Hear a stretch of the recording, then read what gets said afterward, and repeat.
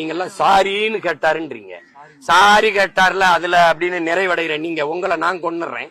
கொன்னுட்டு உங்க அம்மாட்ட போய் சாரின்னு கேட்டா சரியா இருக்குமான்னு கேக்குறேன். சாரி சொல்லிட்டார்ல வேற என்ன செய்ய முடியும்னா இதுலயே நீங்க நிறைவடைகிறீங்க.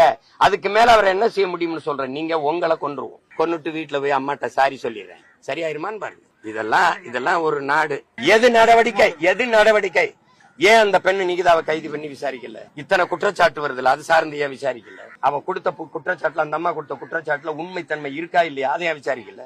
உடனடியா நடவடிக்கை. இங்க இருக்கிற மாவட்ட இந்த எஸ்பி அந்த மாவட்ட காவல்துறை அதிகாரி கொடுத்தாரா அடிச்சு விசாரிங்கன்னு? இல்ல டிஎஸ்பி நேரடியா தலையிட்டு எடுத்தாரா? சீருடை அணியாத காவலர்கள் கூட்டிட்டு போய் தனியா ஒரு இடத்துல வச்சு அடிக்கிற அளவுக்கு உத்தரவு பிறப்பிச்சது யாரு? அந்த ஆள் யாரு?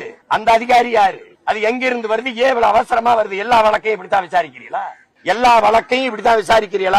உடனடியா தலையிட்டு இவ்வளவு அவசரமா அடிச்சு கொள்ற அளவுக்கு நடவடிக்கை எடுக்க வேண்டிய தேவையா வருது? அந்த உத்தரவு பிறப்பிச்ச அதிகாரி யாரு? அவர் மேல என்ன நடவடிக்கை?